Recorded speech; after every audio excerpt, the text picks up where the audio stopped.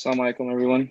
Thank you all for joining this MYG event today on the topic of Palestine and all the issues that are going there. Just a couple of announcements before we begin the program, inshallah. MYG is holding board applications currently. We're currently seeking new individuals for the MYG board.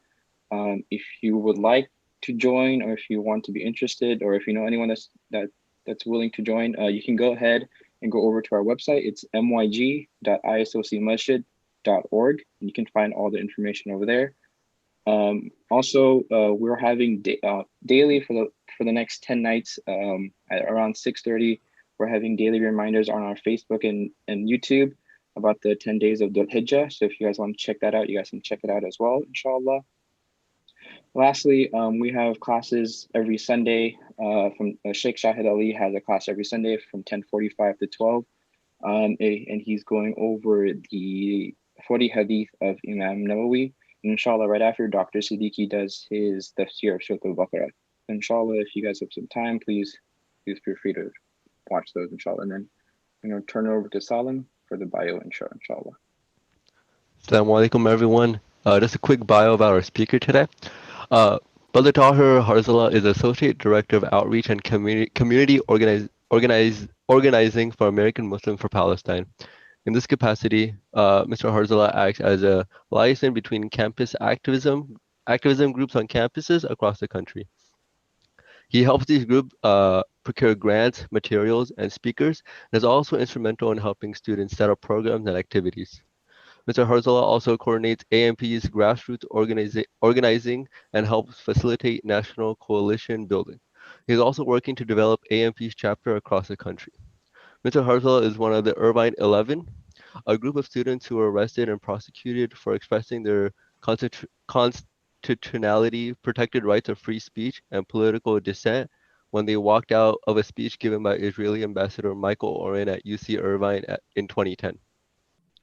Mr. Herzallah was also one of the 6 people arrested for protesting the appointment of David Friedman, a U.S. ambassador to Israel, at a Senate Foreign Relations Committee hearing in February 2017. Mr. Herzallah has had articles published in various media outlets, including the Orange County Register and Al Jazeera English. He has been featured on several media and radio interviews throughout the country and internationally. Mr. Herzallah studied political science and international affairs at UC Riverside. Also, do not forget to ask questions, inshallah, at the end for our Q&A sessions. Brother Taher, you may take the screen now. Jazakallah khair, Salim and Ibrahim. Wonderful work y'all are doing in Garden Grove.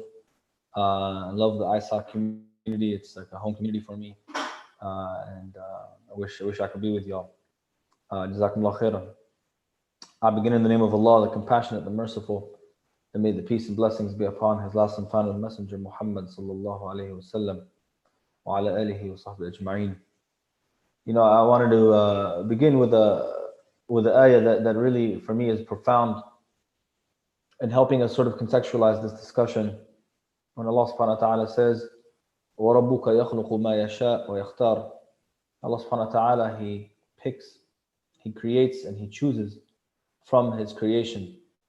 Allah subhanahu wa ta'ala is capable of creating all things, and indeed created everything on this earth, and created everything in this universe, created all creatures. And from among all these creations, Allah subhanahu wa ta'ala chose specific ones and gave them certain blessings, or gave them a certain status. And we know that out of all the creatures Allah subhanahu wa ta'ala created, He created a human being. And the human being He gave a special status when Allah subhanahu wa ta'ala said, وَلَقَدْ كَرَّمْنَا بَنِي آدَمَ. But even from among the human beings, Allah subhanahu wa ta'ala chose a certain select few who He designated as prophets and messengers. Similarly, Allah subhanahu wa ta'ala created the entire universe. And from the entire universe, He chose planet Earth to host life as we know it, and to give us the ability to live. And even from among the places that Allah subhanahu wa ta'ala created on planet Earth, Allah subhanahu wa ta'ala chose a select few and gave them a special status.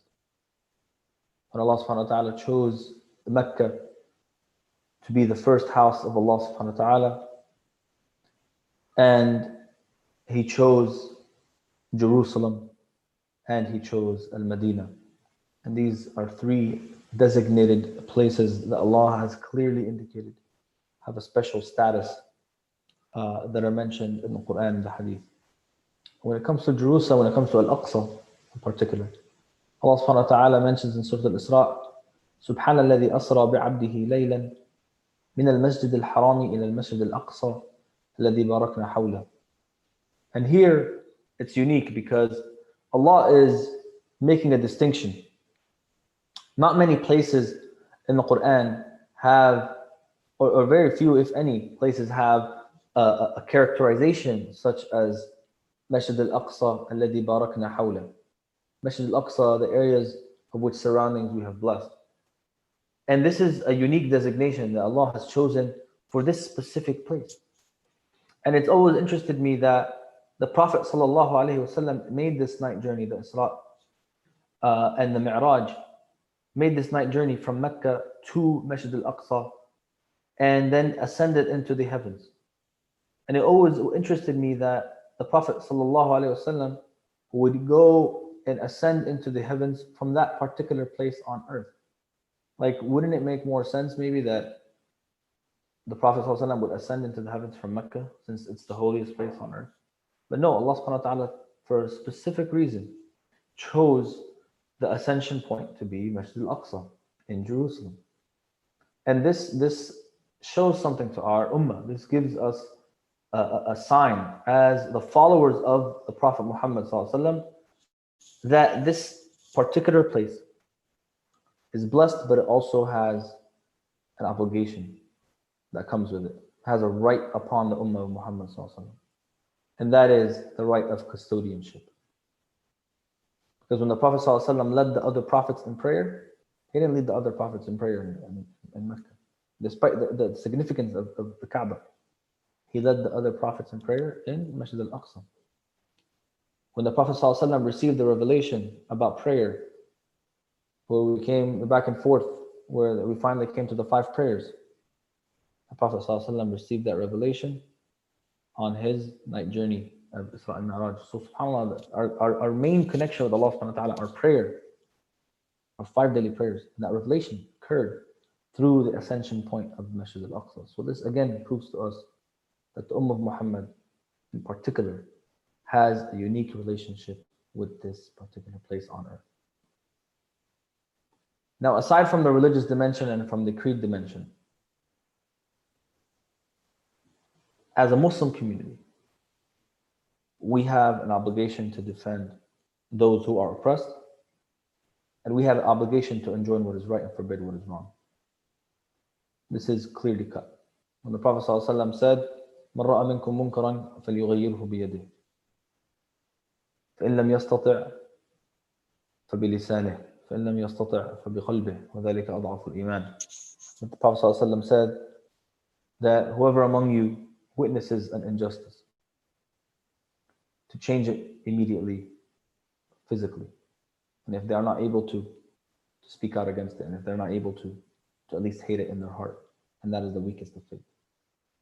This is a formula that the Prophet ﷺ was giving us. The action needs to be taken in order to correct injustice. Otherwise, injustice will persist. And as long as injustice persists somewhere, it will begin to fester and rot the world that we live in, and it will exist other places as well. And subhanAllah, almost as if he had read the hadith, Martin Luther King Jr. in the 1960s said, the injustice anywhere is a threat to justice everywhere. And indeed, that's true. Because Palestine has been occupied and colonized and has been destroyed, and the Palestinian people have been dispossessed for decades now, 75 years of occupation. The entire region is burning today. Syria is in shambles. Lebanon is on the brink. Jordan is barely hanging on. Iraq has been completely decimated. Egypt is in the situation that it's in today. We see the global ramifications of injustice pestering and the Muslim Ummah being divided in the situation that we're witnessing today in China, or the situation that we're witnessing today in Burma with the Rohingya Muslims, or in particularly today, as needs to be noted, in Kashmir with the Indian occupation. Injustice, if it spreads to one place, it will spread to others, and that's why it needs to be immediately and effectively remedied. And the way that we do that is that we take direct and clear action. Palestine remains a central focus of our American Muslim political calculus. And the reason why I say that is because there have been so many that have argued, the Ummah has so many problems right now. We need to focus on what's immediately being, the disasters that we're immediately seeing. Palestine is a long-term issue. It's a long fight. And I've heard this argument before. The problem is when we allow ourselves to get distracted and selectively focus our priorities, we cease to realize the root causes of many of our problems. And one of the main issues that we need to realize is that because Palestine is occupied, and because the United States continues its tacit support for this occupation, not just occupation, colonization, ethnic cleansing, and genocide of the Palestinian people, that means all of us are complicit in this as tax-paying Americans, but also as a Muslim American community that cares so deeply about not just one area of the world, but the entirety of the world and humanity in general. We need to understand that because this injustice is festering and allowed to persist, then that injustice will spread like a disease and will take over other parts of the world. And so when we're talking about Palestine today, we're talking about multi-dimensional occupation, a multifaceted problem that we're dealing with. You're dealing with a dimension of it that's on the ground in Palestine, where the Palestinian people continue to resist the occupation, living in occupied West Bank, living in Gaza, living in historic Palestine in 1948.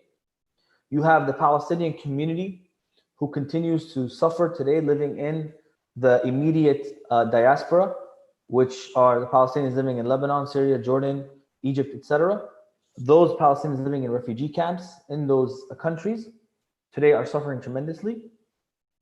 And then you have the Palestinian people who are living in the global diaspora, who are living in Europe, in the United States, Australia, other parts of the globe, who are trying to figure out what is the best course of action in order to aid and assist our Palestinian people. And then on the ground, you have an Israeli state that came to fruition in 1948, but its foundations were established essentially when the British occupied Palestine in the early 1900s, in the 19 teens. And the British essentially set up the apparatus, the colonial apparatus, to govern Palestine at the time. And over a span of 30 years, basically gave that apparatus and essentially handed over that entire system to the nascent Zionist movement at the time, which was beginning to increase in numbers and occupy Palestine to a greater degree.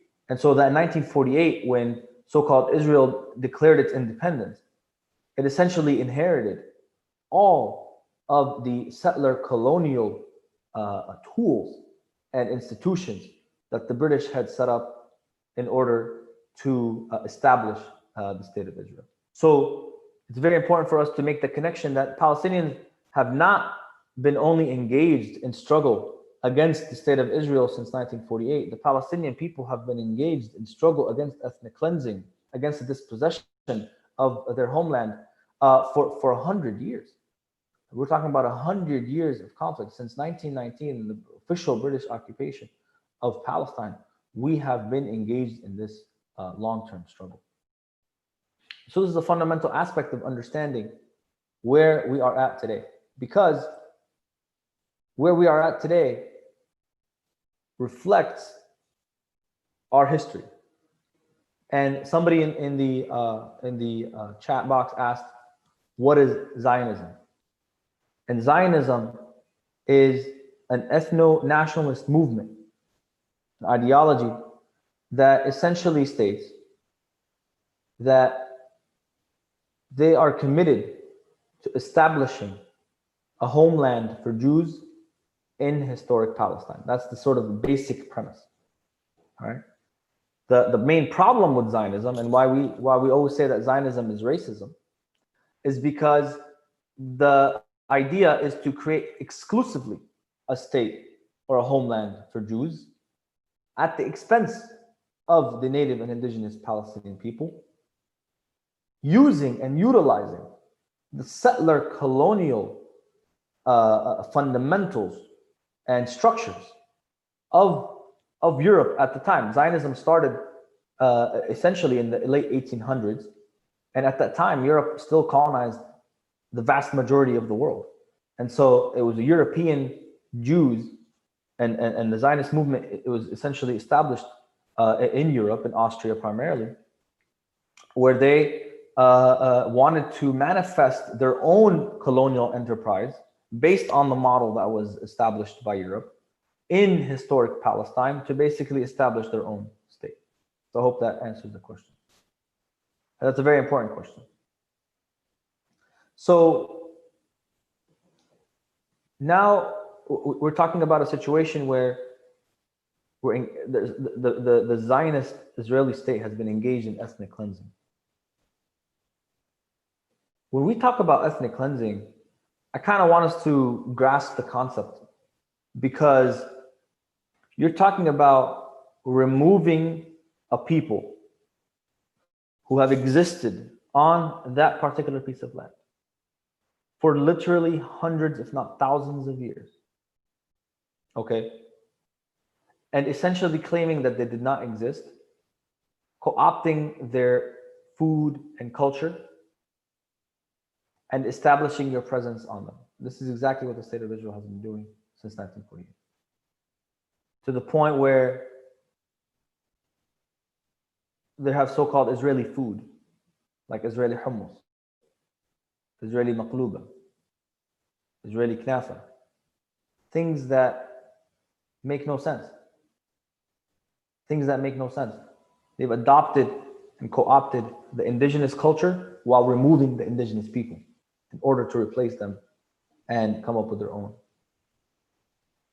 They've even adopted some parts of the Arabic language, some parts of the Arabic culture, again, to reframe how they came to this land and how, quote unquote, indigenous they are to this land by copying essentially the cultural traits of the indigenous people.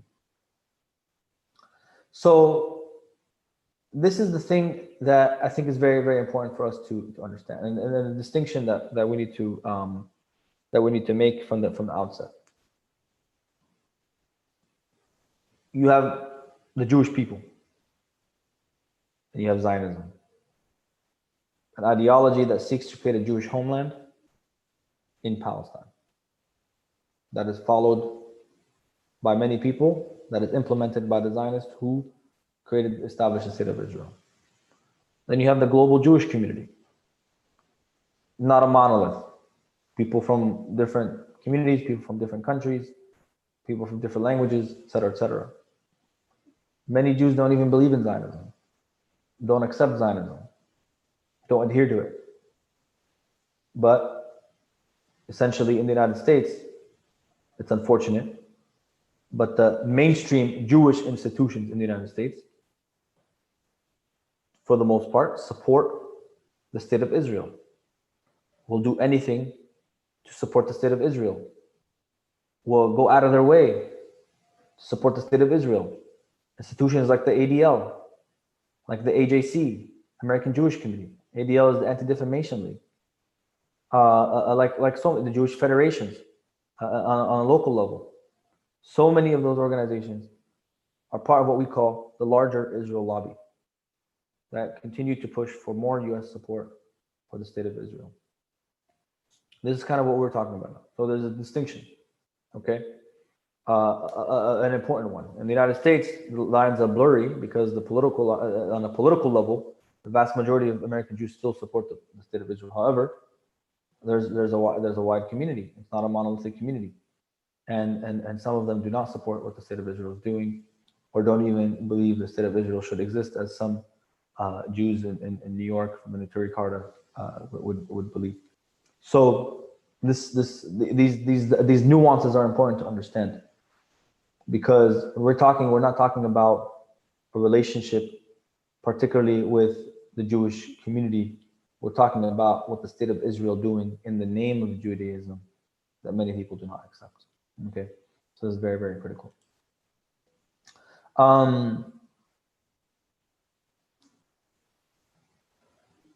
So we're getting a lot of good questions on the chat, and that's very important. And I want to kind of explore the historic aspect a little bit so that we can hopefully answer some of those questions along the way, and then we can get to the specific questions later, inshallah.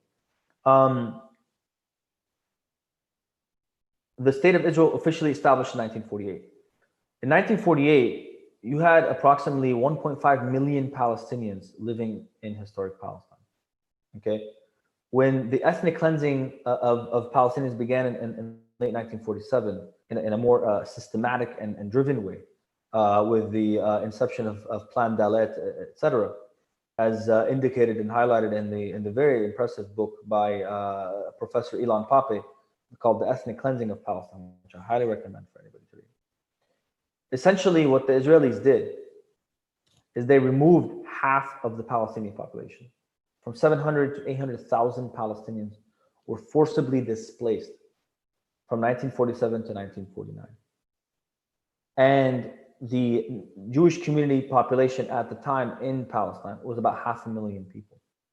So when you remove forcibly displaced more than half of the Palestinian indigenous population and ransack, take over, and destroy nearly 500 Palestinian villages, towns, and cities, you're essentially uprooting an entire society.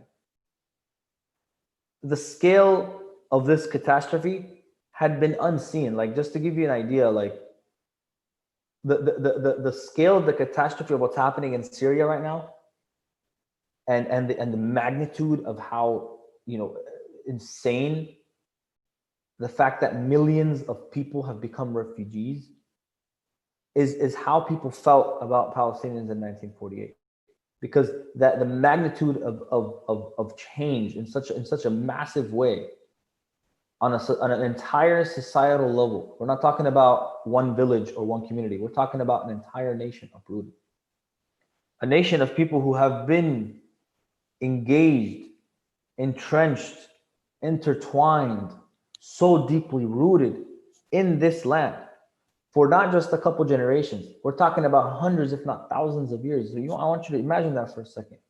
Imagine how, I mean, some people are now feeling this a little bit with COVID, how, like, you know, the insecurity of COVID that it's creating. Some people have been forced to leave their home.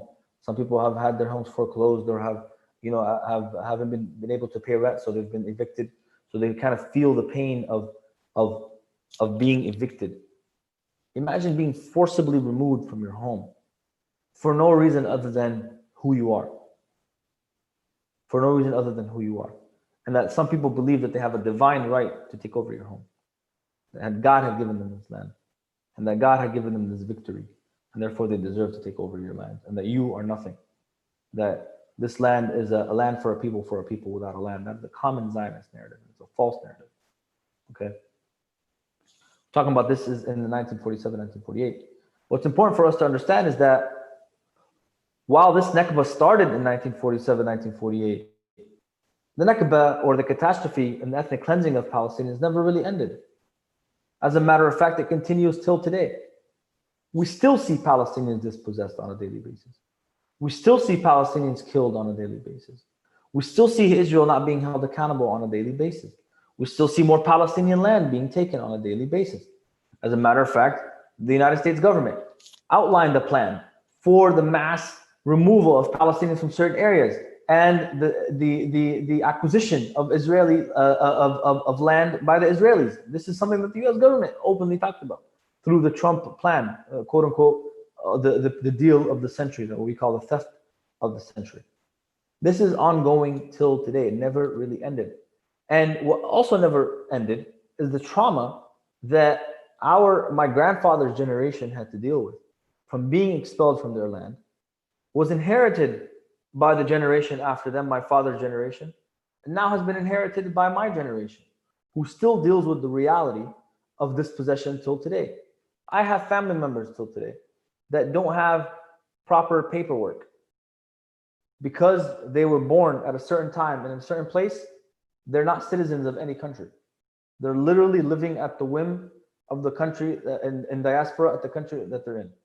So you're talking about people who are still struggling till today to find their place. We're talking about 3 or 4 generations removed from the initial catastrophe of the Nakba.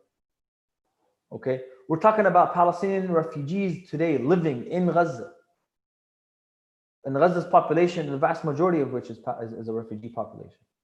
Okay, living today in squalid conditions, subhuman conditions, to the point where the United Nations has stated in multiple reports that Gaza is uninhabitable to human beings because of the lack of clean water, because of the lack of power, because of the lack of proper sanitation and sewer systems. And Israel maintains this system of occupation. Israel maintains this status quo to further squeeze the rope around the neck of the Palestinian people. This is all by design. This is not a natural disaster. This is not an earthquake in Pakistan or a flood in Indonesia. This is by design. Human beings put this in place in order to make other people suffer.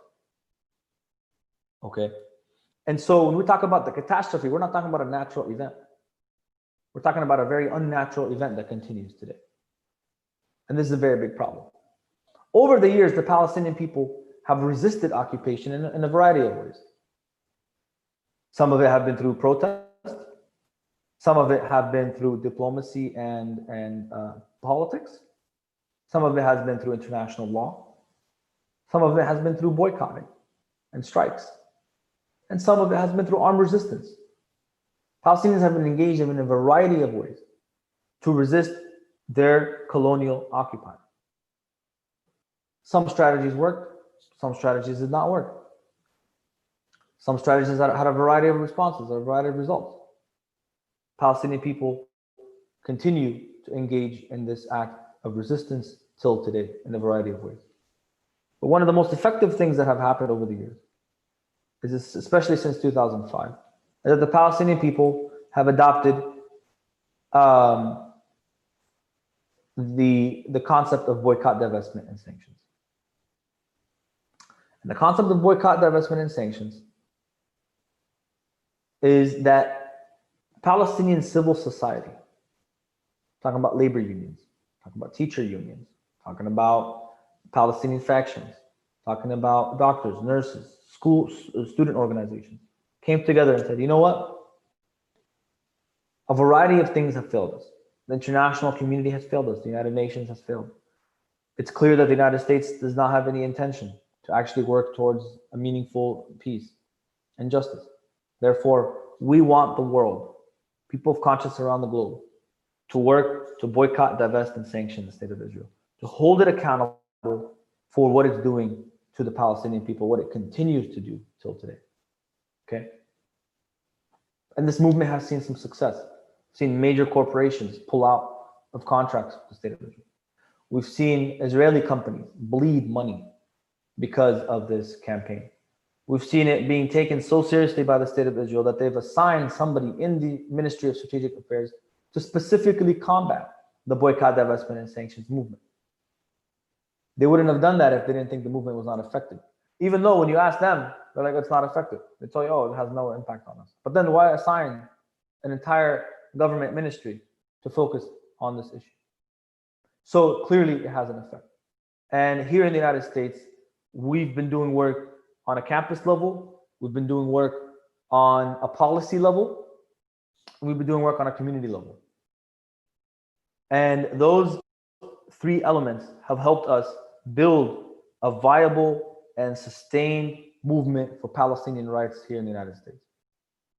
On a campus level, student organizers have been working diligently to educate their campus community about Palestine, to work on boycott, divestment, sanctions campaigns, and to mobilize and build alliances with other student groups. Wonderful work. On a community level, we've led boycott campaigns, led divestment campaigns. Some of our mosques have participated in stuff. Some of our community organizations and Muslim groups have participated in things as well, and have been moving in that direction as well to actually take institutional decisions to boycott the state of Israel, to prevent normalizing with Zionist organizations and Jewish groups that support the state of Israel. And this is very, very important and crucial to the work that we're doing. And finally, and some of the work that I've been doing most recently, is on a policy level, where we're working with elected officials, people who have positions of power, people who can make an impact on the situation on the ground in order to affect that change. And those are some of the things that we've been doing. One of the things that I wanted to share with you all today here on live is an initiative that I've been working on with our organization, American Muslims for Palestine. Our team has put together a wonderful campaign to impact the upcoming Democratic and Republican national conventions, where both parties sort of meet to discuss what their party platform is going to be moving forward. And we want to inject Palestine in this, and not just inject Palestine in any subtle or meaningless way, but in an actual way that brings Palestine to the front. And we've launched a new website called platformforpalestine.org. I hope the organizers could share that on screen, platformforpalestine.org, where we are asking to get 10,000 signatures to send to both DNC and RNC in order to impact those policy platforms. So far, we have more than 8,200 signatures. We are literally 1,800 signatures away from our goal, and we need to meet our goal by Monday. So I urge you all to please take initiative today. It literally takes 30 seconds, maybe even less. If you have things on autofill in Google Chrome or any other browser, you could do things much, much faster. You'll be able to fill out this petition and get some action done. The other initiative that I've been working on over the past 4 years, has been our flagship Palestine Advocacy Day and Training Program, where we bring people from across the country to Washington, D.C. to lobby our officials on Palestine. And we do it through training, and then we have our official lobby days. This year, obviously, we're not going to be doing our Advocacy Day in person. However, we are doing it virtually. And so if you visit PalestineAdvocacy.com, you'll find information on how to participate in our Palestine Advocacy Day. Literally, it's an hour-and-a-half training, and then you're gonna go and meet with your senator and your 2 members of Congress. And you talk about Palestine, we give you all the information, all the talking points. All you need to do is show up and do your part. It's something you can do from the comfort of your home.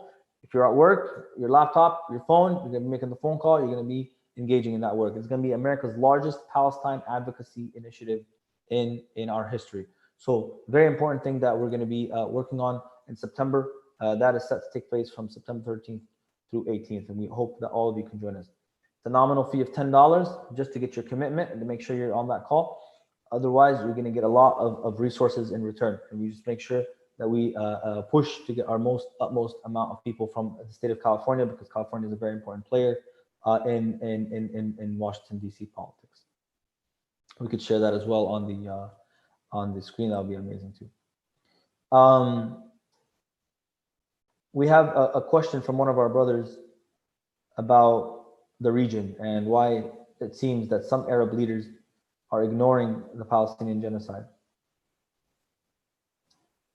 Geopolitics is messy, and it's unfortunate that not since 1973 that an Arab army or an Arab state has engaged in conflict with the state of Israel in any serious way.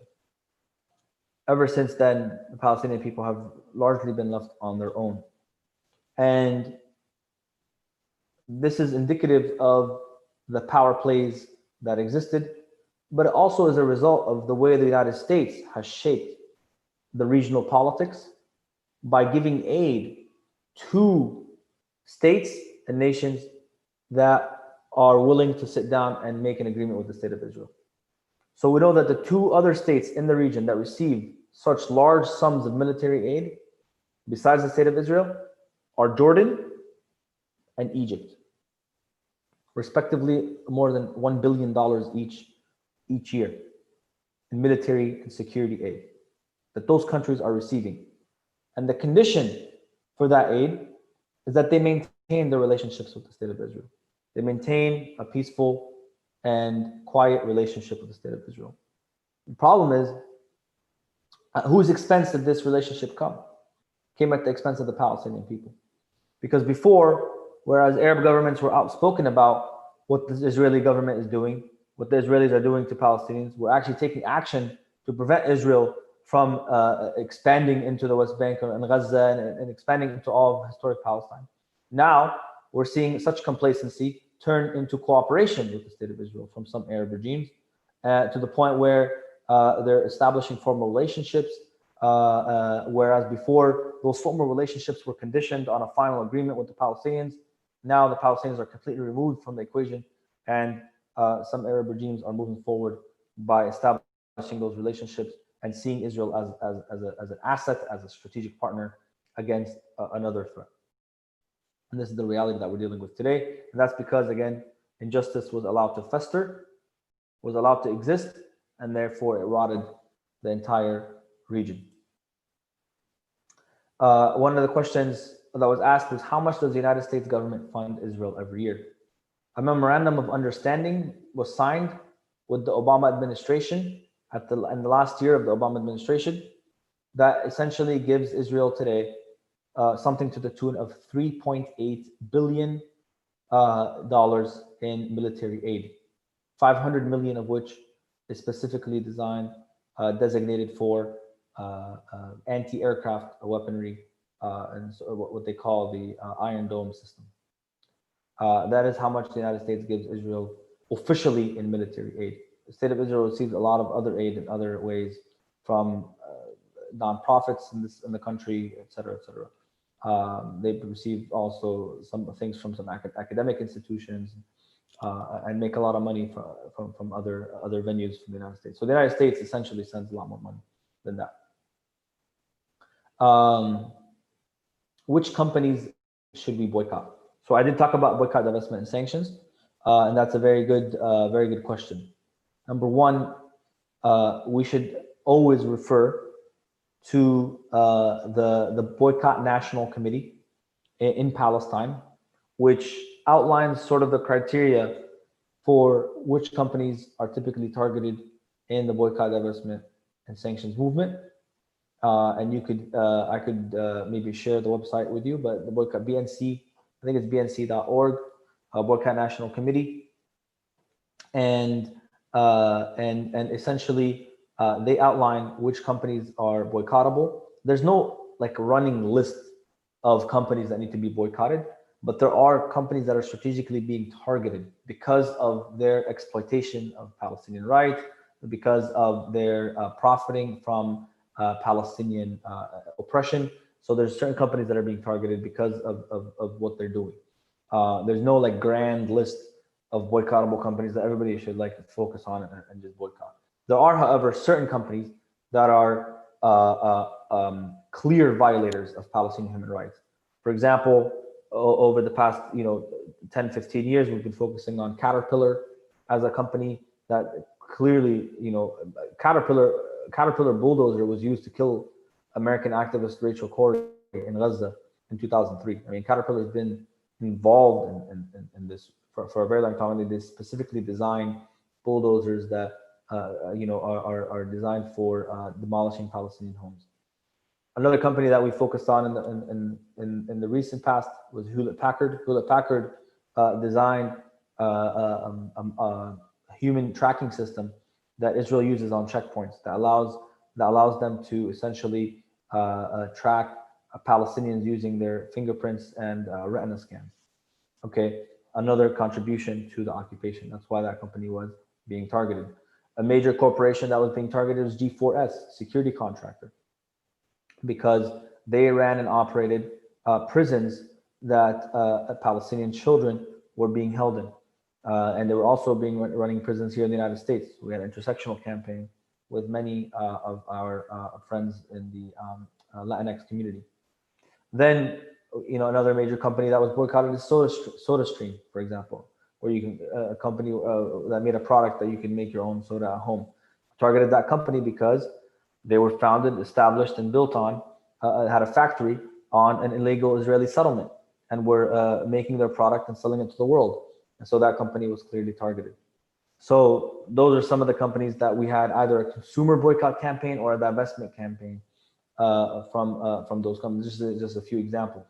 So it's important to verify what's out there and what's important to engage in consumer boycott. Make a conscious decision when you're purchasing your food, when you're purchasing your clothing, when you're purchasing anything. Make a conscious decision about where that product is coming from, who is profiting from that product, and who's being exploited to make that product. And now recently we've been seeing a running list of companies that have been profiting, just most recently that I saw today, from forced Uyghur labor in China. And many of the companies that we purchase clothing from have been benefiting from that. So it's a very important thing to as a consumer, you're the most powerful agent in this regard. You have the ability to make your choice of where you want to put your money. And companies feel that very, very deeply. And matter of fact, they respond to these boycotts typically well. One of the questions was, why wasn't Palestine able to forcibly remove Israel out? Well, number one is the power dynamics. Israel was always in a position of power against the Palestinians, primarily because, like I mentioned earlier, the British historically had set up the situation to disenfranchise Palestinians and allowed the Israeli settlers, the Zionist settlers at the time, to establish institutions, to build the foundation for a future state, where the Palestinians were not allowed; they were denied that right. So it was a position of power issue. The state of Israel has the support of the most powerful country in the world. The Palestinian people do not have the support of the most powerful country in the world. So again, it's a power dynamic that is completely different. You have occupied people, colonized people that are dealing with a power that is much greater than them and have been trying their best to maintain their existence at the expense of the Palestinian people. So I hope that answers the question. How much aid does Palestine get and from who? So the United States used to give a large sum of money to a UN agency called UNRWA, something to the tune of $300 million annually, that would help support Palestinian refugees living around the region. And the Palestinian Authority also receives aid money from the United States that keeps its budget afloat. But that is something close to, I think, $150 to $200 million annually. And that is conditioned upon their cooperation with the state of Israel on a security and economic basis. So there's a lot of strings attached to the aid that comes from the United States. However, there's aid that comes to the Palestinian people from around the world, from a variety of different countries, that are just a long list, too long to name. Is the Israeli government basically just paying everyone off and continuing their agenda? Which Muslim countries support Palestine and Israel? So let me sort of explain what's going on. Israel isn't paying people to allow it to do what it wants to do. Israel is doing what it needs to do by doing what it's doing right now, which is continuing its colonial expansion into historic Palestine, by essentially doing a variety of things. Number one, plays the divide and conquer rule. It divides not only the Palestinian society, right, by exacerbating tensions between factions, but it divides the Arab world surrounding the Palestine, which makes it difficult for anyone who's dealing with its own economic situation, who's dealing with its own internal political fallout, to focus on Palestine as a cause. Okay.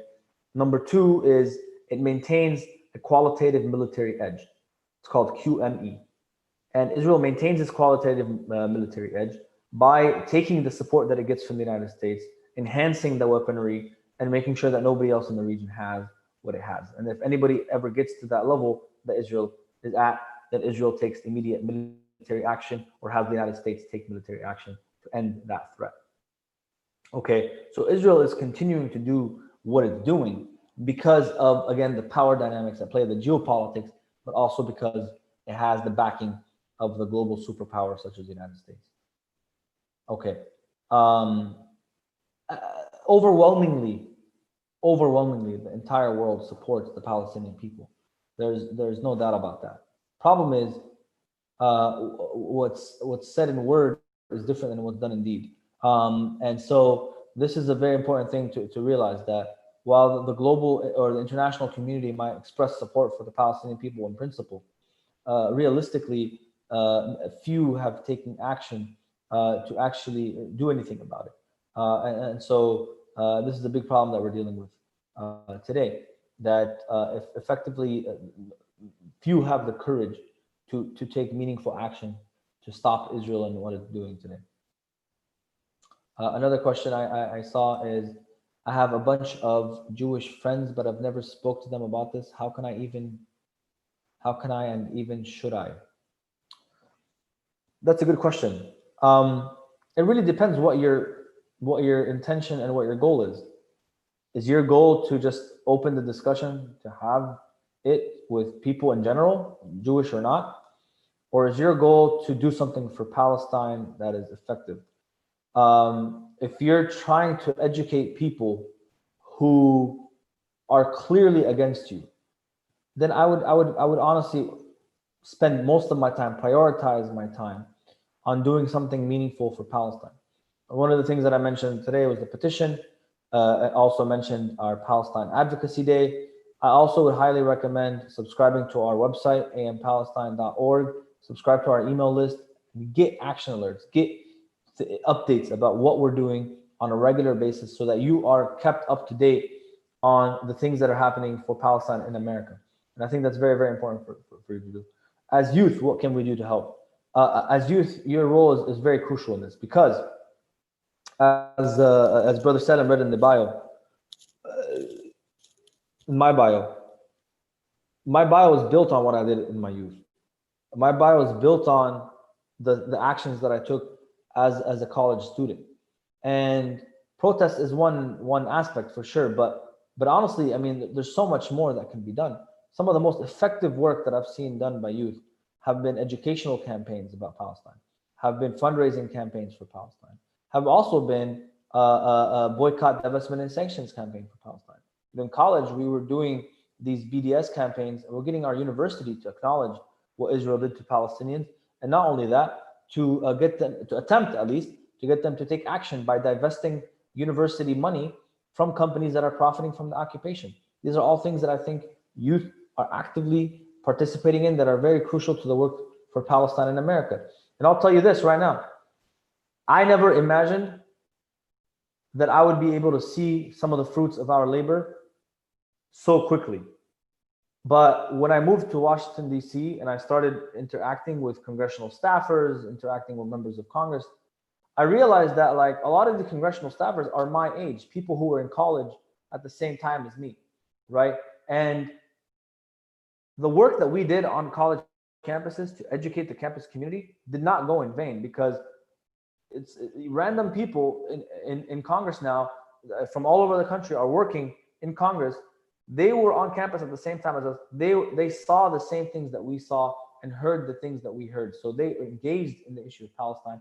And so when you go and now and establish this relationship, you're establishing it based on a common knowledge of the facts. And I think it's also important to understand that, you know, what's indicative of policy change or something that leads to policy change is public opinion about certain things. And it's clear that over the past few years, that public opinion on Palestine has shifted. As a matter of fact, if you check recent polls done by Brookings and done by Pew Research, you'll find that Americans are shifting in their view on Palestine, Israel.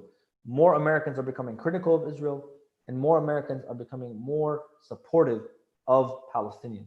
And so this is very, very important for us to understand because, we see the some politicians being outspoken about Palestine now, when this was unheard of, just 5, 10 years ago. And some people are saying, look, this is a champion for Palestine. That's great. But the politicians don't take these steps on their own. They don't just wake up one day saying, I'm gonna stand up for Palestine today. No, they're reading these polls too, and they're seeing the trends reflected in their voter base, and they know that if they want to stay in power, they need to continue to speak the language that the people are speaking now. And so they're shifting their positions on Palestine, where some things were considered political taboo just a couple of years ago are now being openly talked about. We're talking about criticizing the Israel lobby, talking about openly criticizing Israel, talking about calling what's happening to Palestinians as ethnic cleansing. We're talking about calling what's happening to Palestinians as apartheid. We had a member of Congress who stood up on stage and said, what's happening right now is apartheid. Straight up. This was maybe considered unheard of just a couple of years ago. So things are moving in the right direction. That's because public opinion has shifted. And public opinion has shifted because of the work that people are doing on the ground all the time. People have been doing in our community, on college campuses. People are listening, and people are starting to understand what's happening on the ground in Palestine. So youth have a very, very important role in shifting that conversation, which hopefully will eventually lead to a meaningful policy change. So I wanted to kind of catch up on the issue of annexation, because I know annexation has been in the news a lot. It's important to understand what that means. Annexation essentially is a term that sort of is it's really from a bygone era, or you would think, an era where countries would conquer other countries and annex basically the land. And essentially what the annexation means is that the country that conquers another country would essentially say that we are legally now owners of this country, this part of this land that they've conquered. And Israel essentially what it was trying to do is annex all or parts of the Palestinian West Bank, or what's considered today occupied Palestinian territory, or what's supposed to be the remains of a future Palestinian state. What's important to note, though, is that Israel has already been annexing the West Bank through what's called creeping annexation. We know that today there are about 3 million Palestinians living in the West Bank, and there are about 600,000 illegal Israeli settlers living in the West Bank. And the way settlements operate is that they largely operate within the prerogative and sovereignty of the Israeli state. So a settlement block is approved by the Israeli Knesset, the Israeli parliament. They go and they build the settlements. Settlers live there. They extend infrastructure, they extend security, and they connect those settlers to what's called Israel proper. And so although they're living on Palestinian land, those Israeli Jewish settlers have all the privileges of everybody else living in the Israeli society, at the expense, again, of the Palestinian people. They have the special roads, they have Israeli Jewish specific roads, they have water resources that Palestinians don't have access to, et cetera, et cetera. So this is sort of the situation that we've been seeing over the past several decades, especially since 1967, when Israel occupied all of historic Palestine in the Six-Day War. So it's important for us to kind of think about how this is happening, because some people will think that, oh, all of a sudden Israel wants to annex the West Bank when it's not annexed yet, and what happens? Israel already controls the vast majority, I would say large swaths of the West Bank already. So de facto, Israel controls the West Bank. What they're trying to move it to is de jure control of the West Bank. And what the dangerous thing about that is that this is an irreversible decision, that once Israel moves forward in this stuff, they're trying to change the goalpost, essentially, okay, and remove anything from the negotiation table that the Palestinians might have had to talk about building a future Palestinian state on these particular land, because Israel is going to say, no, now we can't let go of this land because we already annexed it. It's already legally part of our state. And this is a very, very dangerous move. Now, Israel has yet to officially make a move. They said that July 1st is when they're going to start annexation. There has been some, I guess you could say, some waffling around. Israel has not made moves yet to begin that, what they call official annexation yet. So it seems that there's some delay internally for a variety of reasons. I think politically there are a lot of things happening internally in Israel that have prevented it.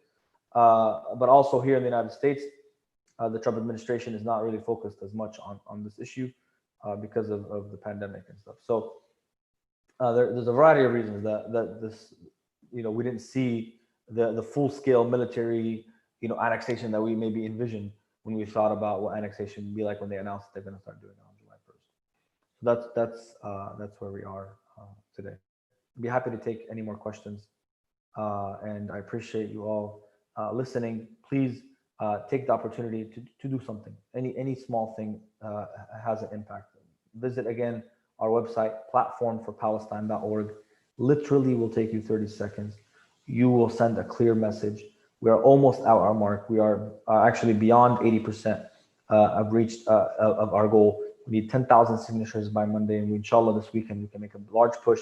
Send it to your family, send it to your friends. Like, hey guys, can you please take a quick action? 30 seconds doesn't take much effort to do something for Palestine, and let's do something that counts, inshallah, and maybe we can make a difference. And we ask Allah subhanahu wa ta'ala to bless our efforts and to bless all of you who have sincerely paid attention today and are trying to learn so that they can do something good for this ummah and for humanity. Barakallahu feekum. Jazakallah. Learned a lot today. But before we end, could you give us, Brother Taher, could you give us a quick dua to end this night?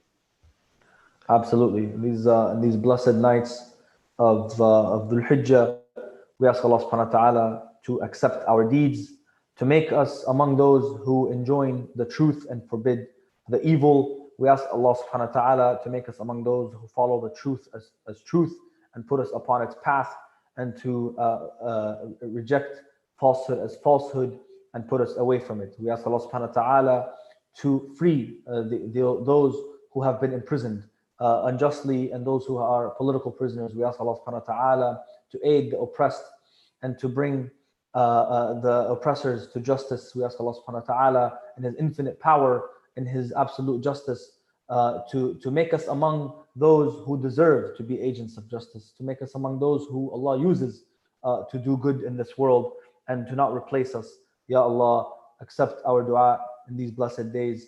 We ask Allah subhanahu wa ta'ala to bless this community and all of those who have championed the causes of justice for so long and have taught us and have put us on this path. O Allah, protect our elders and enhance and energize our youth.